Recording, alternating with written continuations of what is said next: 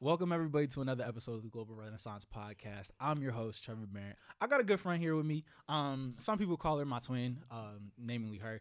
Nellisha Leonce, how you doing? I'm doing absolutely stellar. Fantastic. I love to hear that. Thank you for coming on. Nellisha is a senior at Howard University studying whatever you're studying. What are you studying? I'm studying health management. Okay.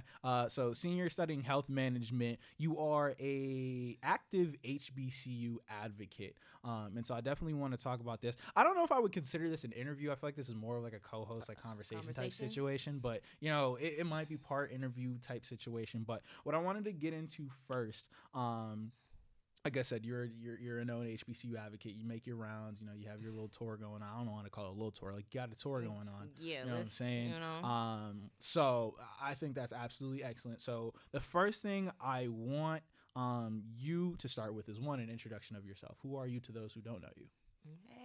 Hey y'all. I'm Nellisha Leonce, and I am a senior, like he said, at the illustrious. Oh, it's illustrious. The illustrious Howard University. Born and raised Cambridge, Massachusetts, and like he said, you know, I do make my rounds and just advocate for HBCUs, whether it be speaking to different youth groups, different youth centers, high schools, things of that nature. And yeah. Perfect. Amazing. So, what I want to start with is why you chose Howard. Talk to me about that college process for you. Because for those who don't know, Cambridge Regional Latin School, which is your high school, is literally down the street from Harvard. And so I don't think you applied. You didn't want to go, right? Like you're right there all the time. So talk to me about your college process, why you ended up at Howard. Were you looking at a bunch of HBCUs? Was it HBCU only? Was it a mix of HBCU versus PWI? Talk to me about your college process and how you ended up at Howard. So for me, I actually knew since like 8th, 9th grade that I wanted to go to HBCU. Just seeing like different shows like Martin, my uncle, he would always watch Martin or Fresh Prince, or even seeing like Stomp the Yard, for example. I'm like, oh my God, like this looks kind of lit. And I wanted to be around black people. So I already had in my head that I wanted to go to an HBCU. And then sophomore year of high school, there was this girl on my volleyball team, Kamaria. Shout out Kamaria. Shout out Kamaria. She was a senior, and she had gotten into Spelman. And out of all the seniors that I was observing, she was the person that was the most excited about the school that she was going to. And I'm like, okay, so obviously there's something going on with Spelman, because why is she, oh my God, Spelman. And even the people that got into Ivy Leagues or just really prestigious institutions, they didn't really have the same level of hype. So I'm like, okay, what's really going on here? So then I'm like, okay, so maybe Spelman. Maybe Spelman's it. Her mom also went to Spelman, and she would encourage me to like look into Spelman. And so Spelman was actually my first choice, not Howard. But you know, Howard came through with the money. Okay, so and that matters. That's what played the biggest factor. I did apply to some PWIs, but I didn't really care to get into them. It was kind of like my mom to just like shut her up in my ear. Because she went to Northeastern, so she was like, oh, Northeastern. And I think she low-key wanted me to also stay in state. But like I said, I already knew that I wanted to go to an HBCU. Spelman was my first choice. Howard was my second. And Xavier was my third. And in terms of PWIs, those applications, I like BS them a lot. Like, dang, so you really sabotaged yourself. That's yeah, crazy. I definitely did. I didn't care to get into them. Crazy. So I felt like it was easier for me to just be like, yeah, I got denied. Then like get in and then be like, I don't want to go. Exactly. Yeah, that makes sense. That makes sense. So that was my process, I guess, like in short.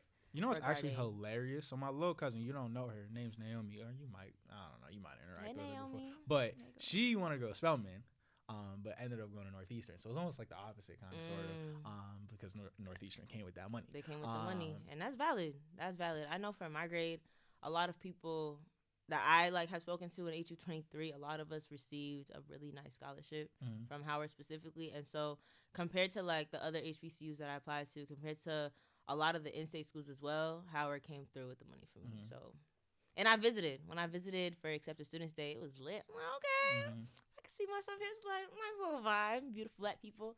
So that's where I made my decision. Now, thinking about like Spelman, I just think that's interesting. We're gonna tail into a conversation about your ratio, but Spelman is all girls, right? Morehouse, the little situation right there. Morehouse is all boys, Spelman's all girls, or all women, men, whatever. And then Clark Atlanta co-ed. Yeah. So did that, like, what were your thoughts on that? Like, potentially attending a single gender institution. Did you care? Like, were you excited? I was excited. So for one, it didn't really faze me too much since Morehouse is right there. Clark Atlanta is right there as well. And so a lot of the classes that they have are mixed classes. Okay. You would more so just be housed with those people that you're in the school with. Got it. And I also don't have any sisters, and I have woman cousins as well, but I have a lot of, guy cousins. So I was pretty excited because I'm like, okay, I don't have any sisters, so Spelman, I'm gonna have my little sisterhood. That's cute. He said that's cute. That's real cute. No, I was really excited. I was really excited about Spelman, and so when it didn't fall through, I was very discouraged. But I didn't really have an issue with it being like an all-women school. Got you. And Howard's basically the same thing. So all right, let's not do that. Let's slow your roll. You come to one homecoming and you swear. All right, but no, seriously though, you guys do have like I mean, I think statistically women are out enroll men in higher education anyway. More specifically within the Black community. So it makes sense that Howard would have more women than men. I think the ratio, we look it up, is like 7-3 or something like that. Something like that, yeah. Talk about your first kind of when you first came to campus as a freshman, because everybody basically in our age range, I'm a little older than you, but like we all got hit by COVID. It was my last 2 years. It was your middle 2 years. So talk about your freshman year before COVID, what that experience stepping on campus was like. Were you like, oh my God, I'm home? Like, okay. I'm gonna kind of double back to Accepted Students Day. Can you answer my question? I will. I'm gonna answer your question, but catch my attitude, you sassy. Anyway, kind of going back to Accepted Students Day, that's basically when anybody that gets accepted into Howard, whether you're committing or not, you get invited to go. It's like a day in the life, basically, of a Howard student. We have a party for the students that are there for ASD. And so when I first got on campus, like just kind of like close your eyes real quick. Let's paint the picture. All right, talk to me. Right? You coming up on Georgia Avenue. Okay, Georgia Ave. And you're seeing just a bunch of beautiful Black people. I'm just seeing it. A bunch of beautiful Black. You going back to homecoming. That's what you see. You damn right. You just seeing a bunch of beautiful Black people. Since it is a school day, obviously you have people that are going to class. People are popping out because it's the spring. Come on, sundress season. Talk about it. Come on now. Please. Right? You're walking up the hill. You're seeing a bunch of red and blue balloons. You're hearing the band. You're seeing everybody smiling. You're seeing the yard. It feels like a family reunion. So kind of just answering that question. You can open your eyes now. Cool. So you asked like if it felt like home. It genuinely did feel like, oh dang, like this is like a home away from home. It felt like a barbecue. It felt like a family reunion. And it made me that much more excited to go. So to answer your question about freshman year, I think out of all 4 years so far, freshman year was my favorite. Despite having to leave because of COVID, I feel like HU23, we definitely did a really good job of not only getting to know each other, but just getting lit. Like we had so much fun, whether it was, at parties or freshman week or even just meeting each other on the yard. So I don't think that our grade felt the effects of COVID as much as like the current freshmen or the current sophomores, if that makes sense. How would the current freshmen feel the effects of COVID? A lot of them, when I speak to them, a lot of them feel like they're not connected. Why? Because maybe clubs, or because of the fact that since they've been in COVID since middle of high school? Yeah. Since middle of high school, they haven't really been forced to be in like a social environment, I guess that you could say, academically. So like a lot of them feel like they don't really have friends. Wouldn't then, if this is your first time experiencing like this kind of in-person academic environment, make you more apt to go make friends? A lot of them want to, but a lot of them are like, what are they, scary or something? I don't even think it's scary. Like I was speaking to one like 2 days ago, and he was just describing how like it's kind of difficult for him to kind of like get himself out there in a sense. And I found it very interesting because a lot of them feel that way. And I think the difference between their class and our class is like we kind of made those moves for ourselves. So they're scary. You don't gotta say it like that. You don't gotta. Nah, I get it. Like obviously you have like social anxiety or whatever. Especially if you. And I think that's what a lot of it was, especially coming from COVID. What they had sophomore year of high school to now, it's like they might not know how to necessarily act in that environment. But yeah, that's kind of what I would say for that. But COVID didn't really affect me too much in terms of like my college experience. I think I had a pretty good time. Fair enough. Talk about the social dynamics of your school. Again, we talked about that ratio. I know, just people on the internet love talking about dating. You can talk about that. You know what I'm saying? What is it like? Because obviously, I went to not that school. There are not that many black people at Harvard. There might have been like 500 of us out of like an undergrad population, like 6,000. And that might be an overestimate, but everybody kind of knows each other, so it's a little bit there's that dynamic. When you have so many more women than men, I would assume that would affect the social interactions, but you tell me. So what's your question specifically? Like what are the social dynamics, or what were the social dynamics like for you, specifically as it pertains to like dating? Yeah. Okay. Well, that ratio ain't no joke. That's one. That ratio definitely isn't a joke. I think a lot of us came into Howard like, oh, I'm gonna get my Howard husband, and slow. Stop. Absolutely slow for that. Which we're all advised not to do, but I feel like we all kind of get in that. Upperclassmen. By upperclassmen. Don't trust these men. I'm not saying that. Like, there's definitely great Howard men, but I also think another level to it is just the fact that we're all in college. It's probably a lot of our, first time away from home. We're still figuring life out. We're still figuring ourselves out and who we are. So just kind of understanding that. It's like, yeah, torn between like, okay, I want to have fun. I want to find my little boo. But at the same time, it's like we're all growing. So we might not even all be in that, mentality to even deal with that, if that makes sense. Okay, did you want a Howard man? Did I? I didn't go into Howard wanting, oh, I want a Howard husband. Like, yes and no. I was in a relationship when, I did get to Howard. So there was that. Trevor, are you airing all of this in the video? Is all of this being put in the video? Maybe. Dang. Maybe. For real? Maybe. We'll see. We can't get on the level of our FaceTime calls. No. We not gonna expose or nothing. Okay, if you like get too crazy, I'll cut it out. But I feel like we're good so far. What's it like? What does it matter? Y'all don't talk no more. He not gonna see it. Anyways. Yeah. So, like the idea sounded good.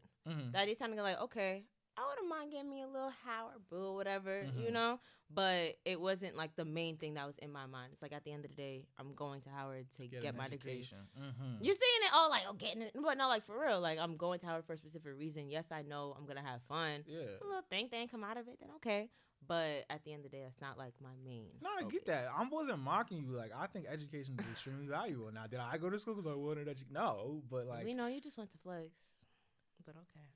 And did. You put some respect on his name, like. So, all right, the conversation I really want to get into before we dive into the shenanigans for real, is the conversation, the pros and cons of an HBCU, the pros and cons of a PWI. Okay. I went to a PWI, the PWI, honestly. You went to the premier HBCU. So I feel like this is a perfect dynamic to have this conversation. It was actually funny. We went to the Harvard-Howard basketball game a couple weeks ago. And what team won? Before we get into it, what team won? How many times have y'all beat us in the last 50 years? But hold on, that's not what we're talking about. What team won at the game a couple weeks ago? This is what happens when you have a standard of excellence. Like it's an event when they beat us, but when we win, it's just another game. No, but yes, notice, they won. Notice how he didn't answer the question. Shout out to Shalom. He was hooping.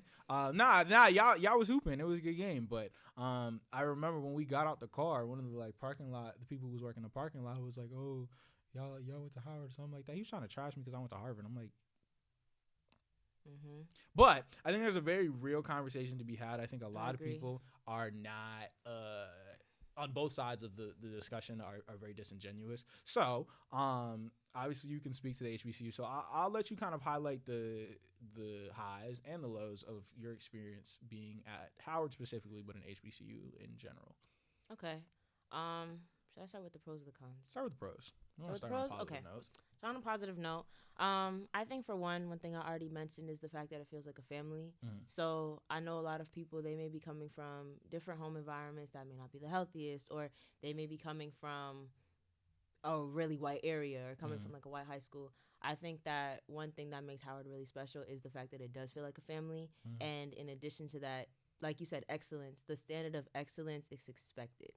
It's expected not in terms of like a pressuring way, in my opinion, but you know that you're gonna have to make a name for yourself in a sense, but not from like what you did in high school. Like everybody was class president, everybody had a format, everybody kind of in high school was like on the same level. I'm so sorry. I'm so sorry. But I feel like at Howard, it's like you're encouraged to be great, and you're surrounded by individuals that also are great. So it pushes you to right. It's a peer group thing. I think that was part of the reason I wanted to go to Harvard, because it's the same deal. Like at Harvard, we're all top of our class. We all have 4.0s. We all took 80,000 AP classes, right? So it's like in your high school, you're a big deal. You get to Harvard, you're just one of many. And so I think that's a great dynamic to have, and I think that points to just prestige. Like Howard's a very prestigious institution. So you have that. Speak more though. I think a second pro would definitely be the networking. A lot of companies, a lot of businesses, they come and hire from Howard specifically. So you're bound to get some type of internship. You're bound to get some type of offer. And just the network that you're going to be a part of is very vast. So you know that like one phone call, you'll be set. Right. And so I think that that's something that's very important. I think that's very similar with Harvard as well. Right. So I feel like a lot of the pros might like overlap. Yeah, I think that's what I'm saying about prestige. That's what I'm saying. Like Howard, and when we talk about HBCUs, Howard's like the top of the top, right? Harvard, when we talk about PWIs, Harvard is the top. I mean, we talk about institutions, period. Harvard is the top of the top. I'm sorry, it just says what it is. Anyways. But you know what I'm saying? Shout out to I don't even like them that much. But anyway. Sponsored or something. No, I wish. they asking me for money. Like, I don't have it. I don't have it. But like I said, when we talk about prestige, right, you have, all these famous alumni from Howard. You have all these, influential alumni from Harvard. And so that network that you're able to tap into, I think, is very similar for both. Obviously, it's a bit different. But I think the things you have access to are very similar in that regard.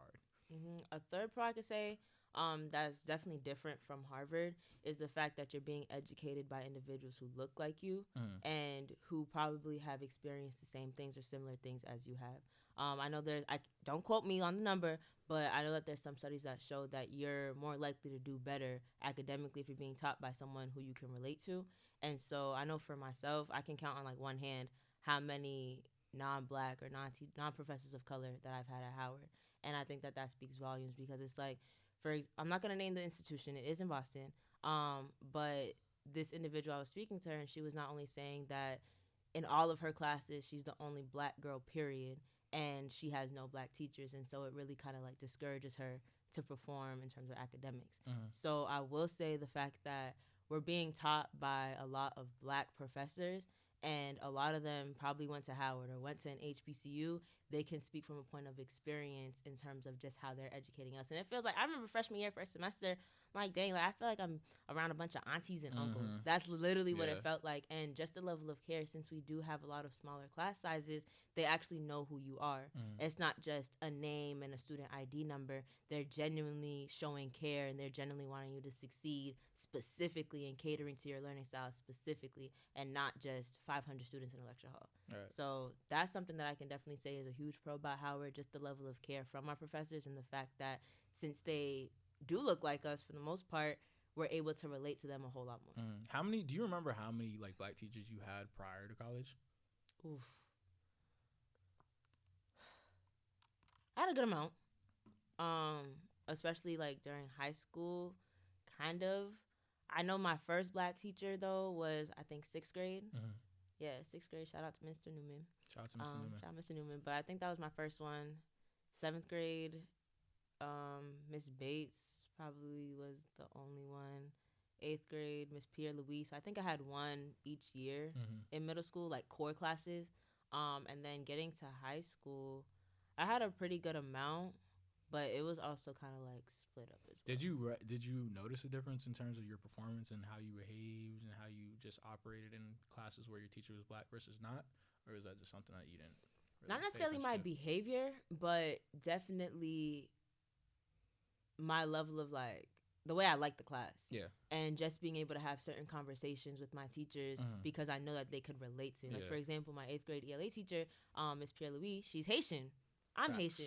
So she could speak to me from a perspective that I would understand. And a lot of, even the literature that we would read in a lot of these classes and a lot of the topics that we would speak about, because they're Black, they have a different lens and a lens that I can relate to. They're bringing up certain topics that probably aren't being brought up in my other classes that I think are very important to speak about. Fair. I had one Black teacher from K through 12. Mr. Chapman. 12? Yeah, it was Mr. Chapman. He was my 7th grade science teacher. Damn. But I mean, obviously, Stoughton's more white than Cambridge is, and then I went to private school, which is even whiter than my hometown was. So a bit different, but I do think there is a lot of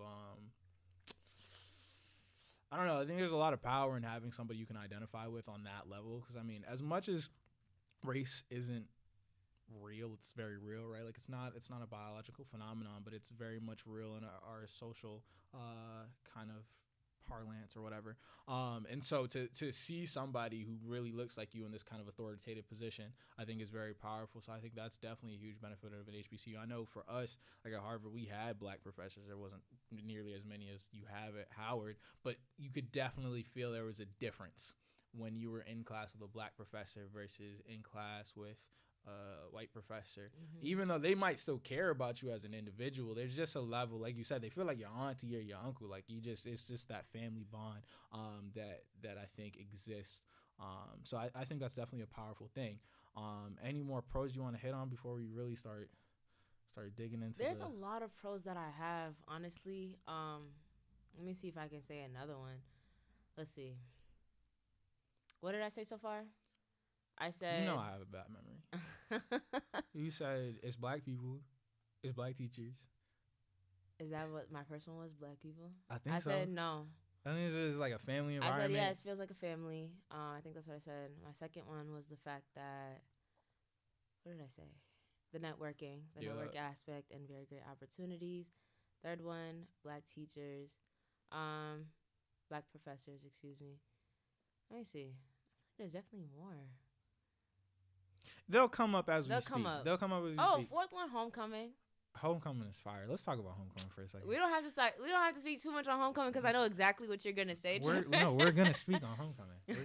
We're gonna speak on homecoming. So, me, young Trevor, I went to Howard's homecoming, October 2022. All thanks to Nellisha. She invited me. I appreciate you because I had. What do you mean? Because me personally, like I heard about Howard homecoming. Like my thing was coming up. Like I'm from Massachusetts, right? Like not a lot of people up here. First of all, there are not that many Black people, but the ones who are, like my dad went to Harvard, so it's not like my mom went to college up here. So like I didn't have people who went to HBCUs in my family. Again, my high school, pretty much everybody was white, and the Black kids who were there were going to PWIs. So I didn't have that influence. Somebody telling me, hey, go to a HBCU. One of my mom's college friends, her son actually went to Howard. So I was looking at colleges. I was down in D.C. looking at Georgetown, George Washington. I had the opportunity to go look at Howard, but I thought I was better than that. So it was, you know what I'm saying? I definitely had a... it's giving, get out. Yeah, no, I definitely had a warped perspective of like what was important and valuable and prestigious at the time. But I was like locked in on Harvard, so it like was what it was. But I'd always heard about like, the homecoming is fire. And... Let me ask you. I know you're gonna say, "Oh, the beautiful woman," but like, how was your experience at Howard? So like, yes, obviously, I enjoyed seeing all the beautiful women because boy, are they beautiful. But I think that's like a secondary thing. Like I remember, so just a quick rundown for y'all. I went down there. The timing was immaculate because Harvard played Howard the weekend prior. So I went down that weekend. Went to the game, good time, hung out with some of my friends from school, hung out with, some of Nelly's people. Like, it was a good time. And I'm just getting acclimated to the city. I love D.C. Just getting acclimated to the city. But then when homecoming started, you could, first of all, you could feel the energy in the city. Like, I had been to DC before. I've been on Howard, but man, like, you can really feel the energy. And like, we don't have a homecoming necessarily. We have Harvard, Yale, and it's like fun. We have a good time. People come back, all that. But it's not Howard. It's not Howard homecoming. I'll tell you that much. I think culturally, there's nothing like that rivals that. I was telling you off camera, like, that might have been that was definitely a highlight of my life. I'm not gonna put it at number one. I'm glad I could be part of it. But it was definitely a highlight because I'm coming in. I have never seen this many black people just gather together in fellowship. That's what it was. Like, it was a homecoming. That was a beautiful way to describe it. Come on now. And fellowship. You know what I'm saying? And so it started Thursday. Thursday, show during the day, just hit we go to campus Thursday night. There's a talent show, or what was it? Fashion show. It was a fashion show. Yeah, Thursday I was at the fashion show. It was a fashion show. We didn't make it into the fashion show, but boy, I seen some models. I'll tell you that much. Yo, I'm telling you. But anyway, that's not that important. We go out, have a good time, whatever. We meet a lot of people. Like, and everybody's mad friendly. That's the other thing. Like, I think in situations like that, like events like homecomings and things like that, everybody's super friendly because everyone wants to have a good time. But it just again, that family environment, even though like I wouldn't say clearly didn't go to Howard, but like I didn't go there. You introduce yourself to people like, oh, no, I'm not from here. I went to Harvard, whatever. But it's still that love. It's the same level of love. Like, they're embracing you like you're one of them. So that was definitely a positive. Yard Fest was the next day. Yard Fest was fun. I had a good time. Even though Nard lost his phone. But no, Yard Fest was super fun. Again, I think Yard Fest was when it hit me. It's like Thursday night, like, we was like just out. But Yard Fest was when it hit me. Like, I almost shed a tear. Like, on some, like, damn, this is beautiful. Like, wow. I remember walking on the yard. First of all, it was a beautiful day. God snapped. Like, the weather was perfect. Beautiful day. Sun was out. The grass is green. Like, the birds is chirping. Like, all that. Birds are chirping. My bad. You know what I'm saying? Like, it's all that. Like, it's like the perfect setting. So I'm like, oh my God, this is fire. We step out the Uber. Before Nard realized he left his phone in there. We walk up the little hill, the hill that come up. Yeah, you know the hill. We walk up the hill. We walking in there. I'm not gonna lie, I tried to holler at the girl like at the gates. Like, I was getting to it. But anyway, it doesn't matter. That does not matter. So I just look around. I'm like, yo, this is beautiful. Like, just a bunch of black people having a good time. And mind you, not to cut you off, but like, if you don't know, like, just the scene of homecoming, it's not just current students. It's everybody. Homecoming because alumni are essentially coming back home. Everybody. So it's everybody and their mama. Everybody, their mama, their mama's mama. Everybody is coming back and on the yard and on campus. So that's basically what he's describing. Yeah, and that's the thing. You can literally see the generations. Like, it's like you got like the old heads, the OGs with the bald heads, and the aunties and they wigs on cricket or whatever. You know what I'm saying? And then you got they. Don't do cricket. Don't do the cricket. Because one thing about I'm lying. They were stepping for real. But you have the aunties in there like Howard class or whatever. Like, they're super proud, and that's one thing we'll get to in a second. But they were super proud to be repping and be back home. And then you had like the current students and the recent graduates and things like that. You could see those people who were like in our peer group. But then you see like people bring they siblings or if they bring their little kids, and it's like you can see they're getting kind of indoctrinated into this culture, and it's just a beautiful thing to watch. Again, it's like a big ass family reunion. Like, there's no better way to describe it, and there are no qualifications for being in the family other than being there. Like, that's it. Like, if you're there, you're in the family. Like, you're good to go. So like, I remember we were in line to get food, and someone just kind of walked up. He was like, I'm not trying to wait in that line. We were like, hey, you good? Like, it's cool. It's just positive vibes all around. So I think Yard Fest was when it really hit me. I was like, oh my goodness, like, this is beautiful. And then the tailgate. You want to talk about tailgate? The tailgate was... Keep it PG. Keep it PG. Remember what we said about those beautiful women? Yeah. And mind you, I'm not... Because we're going to keep it really real on the Global Renaissance podcast. Like, it's my personal belief that, like, beautiful women are, like, the peak of God's work. Like, beautiful black women. Let me be specific. Come on. So... like, not on some, like, I want to get at you type of, just on a very respectful, like, I see your beauty and appreciate it. like that level. Then you have the secondary of like, all right, now let me see what I can do. But like just from the first, like, oh my god, like she look amazing. She look amazing. And now the dudes is stepping too. Like I'm not missed to put it on. I'm not missed to put it on at all. But I made sure I had the fits ready because I was like, I was not finna get caught lacking down there. Yo, my twin look good. Don't play with him. Feel me? But yeah, it was just man. Yeah. I'm not gonna lie. The women of Howard, y'all got it. Y'all got it. But no, the tailgate was very fun as well. I think I talked to so many random people. Like I said, I'm not Mr. Like I don't walk up my girls like at all. I don't do that. But we was getting to it, bro. We was getting to it. It was me and our Garbies, like the 3-man went crazy. Went crazy. The 3-man went crazy. I'm telling you, this is a PSA to all my young brothers out there, especially those who might be lost. You might be into the snow bunnies, right? If it's snowing, we not going. Absolutely not. You feel me? We not doing that. Now, this is not to, downgrade anybody in an interracial relationship. Do you? Love is love.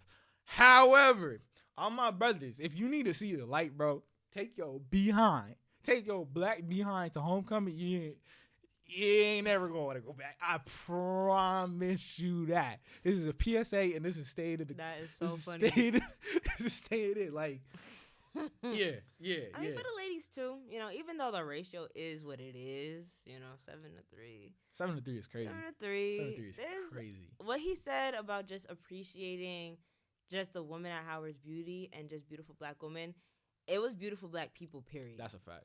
Beautiful black women, beautiful black men, beautiful black non-binaries, like beautiful black people, period. So that's definitely something that, if you haven't experienced yet, go.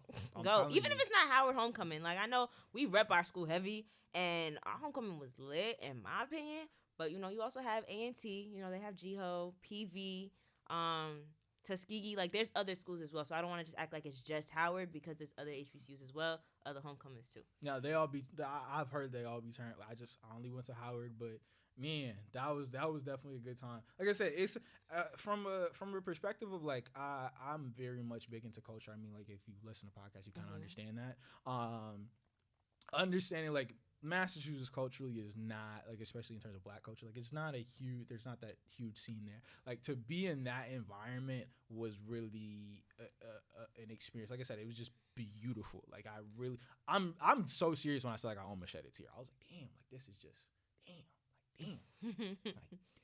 I think I said like wow, like 80,000 times. So I would definitely recommend anybody, especially if like you're not going to an HBCU, like if you don't attend or you're not planning on attending one, like visit. I mean, if anybody's in high school listening, you should definitely visit one before you make your college decision. I personally, I have my own thoughts about HBCUs versus PWIs. I think it's a personal choice to make. Again, there are pros and cons. We haven't even gotten to the cons yet because I got sidetracked. That's my bad. But I definitely think that you should give yourself an opportunity to experience that first, because a lot of college, right? Like, yes, academics matter, your education matters, but it doesn't matter that much. And that's me saying that, like, from the other side. Like, it doesn't matter that much, truly. Like, me, I graduated like a 3.4. The person who graduated 4.0, like, are they going to do that much better in life than me? Probably not. Well, they might, but that's probably not because they're 4.0, right? I think it's about the experiences that you have, and it's just a unique opportunity. You're never going to have a time like college again. And so give yourself the most informed perspective making that decision. So that's my PSA to anyone who might be in high school, but if you're in high school, you probably shouldn't be listening to this. I'm a little wild. If you are in high school, you said the tour, right? Let me just... plug the tour. I'm a big plug. So... if you are in high school, shout out to you. Stay in school, kids. Facts. But go to Harvard. If you do go to Harvard, but go to Howard. But yeah, so in April, it should be around high school spring break time. We're actually having an HBCU tour. We'll be visiting Howard, Morgan State, Spelman, Morehouse, Morris Brown, Clark Atlanta, and Hampton. So those 7 schools. If you are a high schooler, 10th through 12th grade specifically, definitely, get your parents to put a little something, definitely go visit because it's a beautiful experience. I was the tour guide for the Howard tour when they came last year, and it was just great to see a bunch of students that didn't really know too much about HBCU culture get engulfed in that culture and get engulfed in that just that space and environment. So definitely, if you a Massachusetts high schooler, you can contact Trevor. You can contact myself. My stuff will be in the description. Yeah, it'll all be in the description. But And definitely make sure you experience that. Make sure you experience, because you'll never understand until you experience it. Like I didn't get it until I went, and I was like, oh, I probably still wouldn't have gone, but like I said, wow, I would have thought about it. He says that, but Trevor, you the same person. I should have went to an HBCU. All right. But I say that. You want to know why I say that though? You know why I say that. I know why you say it, but you know what I'm saying, like, it's like my thing is, and this is the reality though. Like, I think this is the part I really want to get to. Like, you're not recreating Harvard. You're not. It's not happening, right? Like, it's Harvard. The cachet that name has, people, I remember having a teacher, Miss Rizzo, shout out to her, 'cause she never let me get away with my BS. Miss Rizzo. I used to, I was a fool. I was a little bit of a fool in high school, because like, you know what I'm saying, I was pretty confident in myself. I was doing well, so I kind of like, I was acting up a little bit. But I remember I was riding I'm going to Harvard train since I was like a freshman. And I remember senior year, as we were doing applications, she's like, why do you want to go? I was like, because it's Harvard. She was like, that's it? I was like, yeah. She was like, what if you don't like it? I was like, does that matter? So I very much had this idea that, like, yo, it's just an endorsement, right? Like, everybody knows Harvard. A lot of people know Howard, but everybody, I'm talking, you could go anywhere in the world and people are going to know that name. They're going to associate that with intelligence and exclusivity and elitism. So it's an endorsement that you just can't replicate. It's a network you can't replicate. So that was my primary reason of wanting to go. Like, I looked at, when we talk about standards of excellence, I was like, okay, if I'm going to go to school, I'm going to go to the top one. And that was the top one to me. And then when we talk about resources, I think that's the biggest thing when it comes to this HBCU PWI discussion. I think resources are something that don't get brought up a lot. I remember last year, you guys had a little situation where students were protesting. Now, people protest on college campuses a lot, but the protests at Howard last year were about what? So I actually love that you brought this up, actually, because I have my thoughts on this whole thing as well. But the protest was basically about housing conditions at Howard. A lot of, I want to say, some of the freshman dorms and a couple of the other dorms as well, just was dealing with just unlivable conditions at the time, whether it be, mold or just it wasn't giving, as we like to say. So basically the protest, a lot of students, instead of sleeping in their dorms, they decided to sleep outside in tents and protest until the conditions were fixed and the demands were met.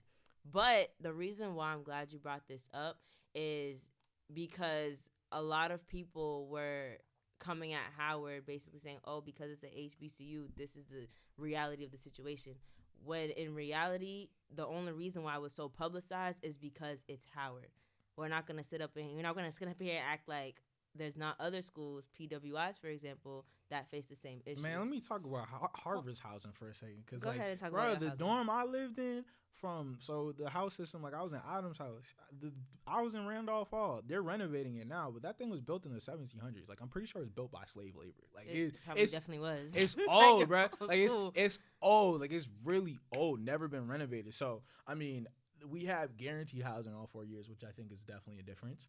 Guaranteed on-campus housing, but it's not like everything is like peaches and roses at, Harvard of all schools, but just different PWIs as well. But I do think there is a kind of chronic underfunding of HBCUs that exists. And it's not indicative of a failure of HBCUs themselves. I think it's a wider system, but it is something you have to take into consideration, where it's like, do I want to go to a school that might potentially lack resources in certain areas? They might not have the ability to make these renovations, or, obviously there's a whole lot of politics that go behind where the money gets spent. They might have it, but they're just not spending it. But that is something I think that needs to be taken into consideration, that a lot of times when people are having this conversation, they don't. It's like, I know you said Howard came with the funds, but a lot of these schools don't have the ability to come with a significant financial aid package. You go somewhere like Harvard, like, whatever you can't pay, they're paying. Like, if your household income, I think, is below $70,000, you're going for free, right? So that is the benefit of having, a school that benefited from the slave trade. But I mean, Oh my God, are you gonna put that in there? Yes, is it not true? Is it? Oh no, you just caught me off guard. It's true though. I mean, if you look at most of the people who were going to Harvard in the 1700s, like, where did the money come from? Harvard was established to educate like priests or something like that. Then it became like this elite institution. Where's the money coming from? Mm-hmm. So I mean, I took a class. It was funny. The class was about chocolate production. But we had like a whole unit on like Harvard and slavery. I don't really know how that happened, but chocolate production, like how like the white man stole the chocolate from like the Africans and the Caribbean. Yeah, like, and how they like, you know, they have like plantations and yeah, I mean, yeah, but it was just, we just had like kind of an aside. It just wasn't directly related to chocolate all the way, but yeah, we basically had an aside about Harvard and slavery and how it benefited and this and that or whatever. And so that's, again, there's a kind of energy that you can feel. Like, I remember sitting in one of my classes. So the philosophy building is called, what is that building called? I don't know. It's not Seaver. It's the one next to Seaver, but it doesn't matter. The philosophy building's super old, and you can look at it and tell it's super old. Like, I remember sitting in there. You can kind of just feel like, somebody who owned slaves was sitting in this seat before me. You can feel that. And depending on how you feel about like energy and things like that, like, that might not be something you want to be around. And so I think there's a lot to take into consideration. But yeah, I just know for me personally, like the prestige of the name was just, I was not getting over that. Like, I couldn't get over that. Interesting. You mentioned something earlier about like lacking resources, and I don't want to necessarily say like they're lacking resources, but they could definitely use a lot more. Like, let's not think, in terms of lack, but just like the fact that a lot of alumni do need to give back to their schools, and I think that's all the more reason why a lot of people should go. It might kind of twist it, but when you're, for example, right, a lot of people from Boston don't go to HBCUs. Mm-hmm. Right. I remember freshman year, I was working in the Howard admission office, and one of my tasks was to like handle the emails for college tours and stuff. So people would ask, can Howard come to Boston? Can you guys come to Boston? But if there's nobody, or if there's not a lot of people part of that alumni network, they're not going to that area. Yeah. And so I think something that we should definitely know is just like, even if you don't go to like, whether you choose Harvard, Howard, PWI, HBCU, at least know, like, at least be educated and aware of your options. And if you do go to HBCU, definitely give back and pour back into your community, because like Trevor said, we could use a lot more resources. Harvard has a lot. 50 billion. Harvard has a really large endowment and influx of resources, and I'm not saying that, like you said, a lot of schools aren't gonna, duplicate Harvard or whatever the case may be. But just in terms of going back to your institution, going to the institution and giving back to those students, giving back to the community of that school, I think is very important to really know. Yeah, I agree. And I also think, again, I want to be very clear when we talk about this, like, alumni giving back. I think that the percentage of alumni who give back at PWIs and HBCUs is the same. But, again, you have this kind of generational advantage for PWIs where, again, Harvard's been around since the 1600s. Most of the Ivies have been around since that time period. Howard was established, what, 1867? Okay, I was close. So, again, and even in 1867, you got to think about what opportunities did those graduates have versus graduates who were from a Notre Dame or a USC or UCLA, or I don't know if those schools were established at that point. But again, there's so much that factors into that. So even if you're not an HBCU alum, consider donating. I don't got no money, guys, so don't ask me for nothing. But yeah, I just think being informed about your options is very important, because when I made my decision, I was not informed. Again, I don't think it would have changed it ultimately, but I think it's always better to have more information than less. So definitely do your research, definitely check it out. And if you're, at the point where you're either in school already or you're out of school, like, consider, like, how can we be proud? Because at the end of the day, HBCUs, if you're Black, like, that's part of your community. And that's one thing I realized by going to homecoming, like, that's your community. Unless you don't identify with the Black community at all. But if you do, like, that's part of your community. And so I think there is a level of obligation there to try to prop it up as much as you can, because it does a lot of great work. Again, I feel like the pride that you guys have in your school. I mean, like, like I said, I rep Harvard, but it's not the way y'all rep Howard. Like, it's a different thing. Like it's just it's a completely different thing. So I think that's very important. It builds that community, and helps people form themselves. So I think that's very important. So and just like on the topic of community, I kind of mentioned this slightly in terms of just like Howard being like a family, but even outside of just Howard, I know I was plugging a few other HBCUs before, but regardless of if it's Howard, if it's Fayetteville, if it's Clark Atlanta, Morris Brown, Alabama State, you see somebody with that logo, you see somebody with that sweatshirt on, and it's like, oh wow, like this is part of my extended family. I did a program in Atlanta, and it was like an HBCU immersion program for commercial real estate, and you had people from A&T, people from Mississippi Valley, Howard, Morgan State, and just us being engulfed in that same space, it was beautiful, and it genuinely felt like an extended family. So I want to say that even outside of just that one institution, I keep on hitting your mic, I'm so sorry. It's fine. Even outside of just Howard as an institution, just the HBCU love and the HBCU network goes crazy. And I think that that's something that's a huge pro all across the board for each HBCU. That's a fact. Yeah, definitely. And that is like one of the last things I want to point out. Like you're not going to have that experience. Like, yeah, obviously, if I see somebody in like first of all, if I see someone in a Harvard sweatshirt, like the odds are they didn't go. But like if they did, like I'm gonna ask. I'm like, yo, did you go? And we're gonna talk and we're gonna have a conversation. It's gonna be cool. But I think your network is just wider. Like you said, like you see somebody with the Hampton hoodie on, and even though like y'all fight over who's the real HU, like at the end of the day, it's love.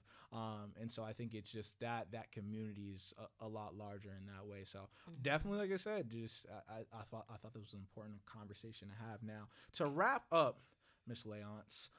Mr. Barrett. What do you think? What do you think? Yeah, this is a good question. I was just hyping up my own question. Let's go. We got it. Almost there. No, it's there. I'm gonna marinate for effect. You know what I mean? You know what I'm saying? Oh, that's the other thing. That's the other thing.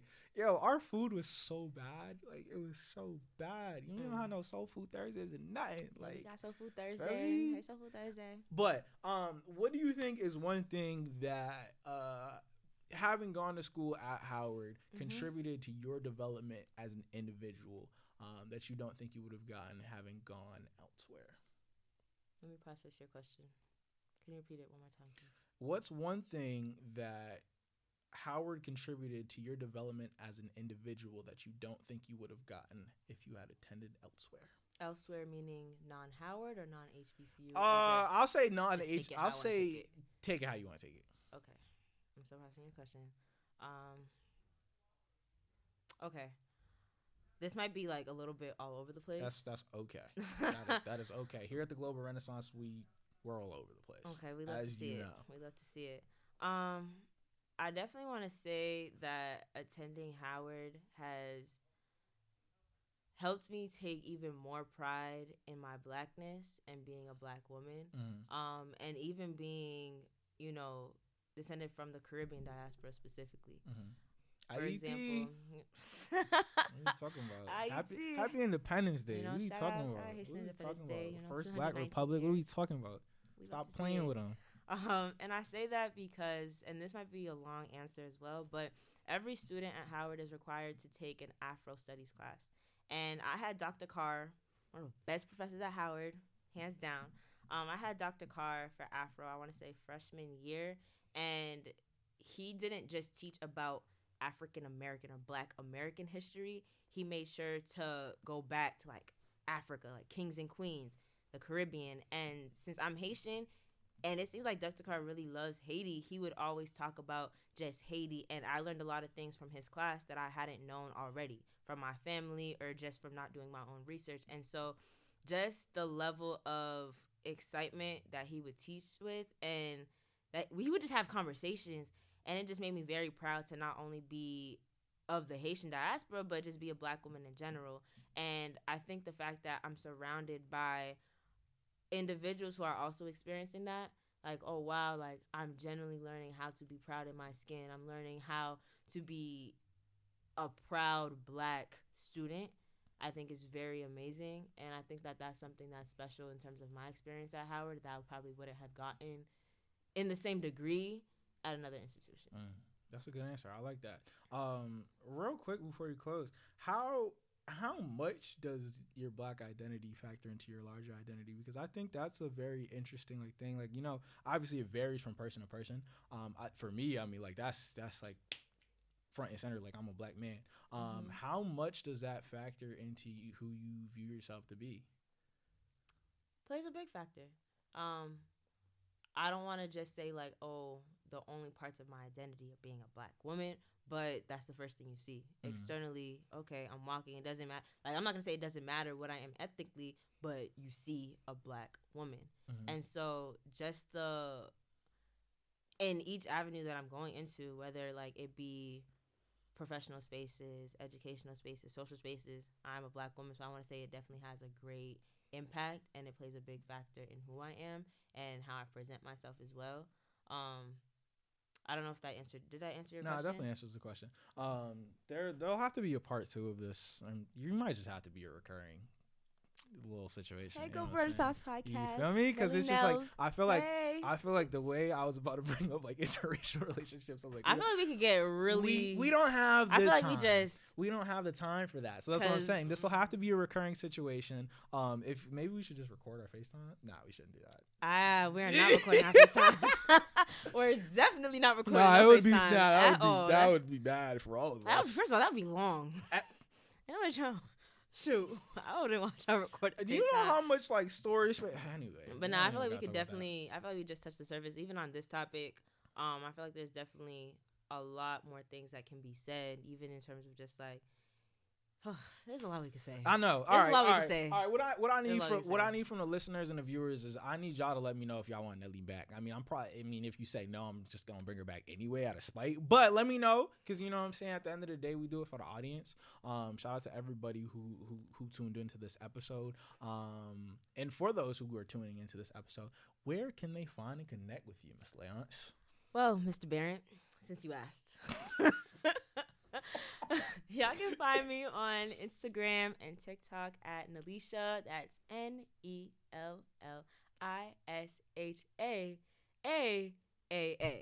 4 A's. Nellisha. Okay? 4 now. And if you want to get into my professional network as well, I'm also on LinkedIn at Nellisha Leonce. You the first person to plug that LinkedIn on. LEO. Funny. NCE. Nellisha NELLISHA. Leonce LEO. Connect with me, y'all. You're a fool. So yes, you'll be able to connect with Nellisha. All that information will be in the description. If you want to follow me, Instagram, Twitter, TikTok, _TrevWoods, the podcast, Instagram, TikTok, Twitter, at the Global Renaissance Pod. If you are listening to this on Apple, Spotify, just the audio version, make sure you leave a review, 5 stars. YouTube. You know what I'm saying? YouTube is a different plug. You know what I'm saying? Because on the audio platforms, you got to leave a review, 5 stars, all that, right? But on YouTube, you know what I need? I need a like. I need a comment. I need to subscribe. Share it with a friend. It doesn't matter what platform. Share it with a friend. You know what I'm saying? Because Global Renaissance is definitely going global this year. We need it. Speaking of that, we got time for a quick hitter. Yeah, we got time for a quick hitter. I'm gonna pause this. We're gonna get into a quick hitter real quick. All right. So it's the beginning of the year. What is today? Today is the 4th. It's January 4th. It's January 4th. 2023. It's January 4th, 2023. Nellisha, what are you looking forward to this year? Whew. You want to see my vision board? Yeah. Okay, I'll show you. Hold on.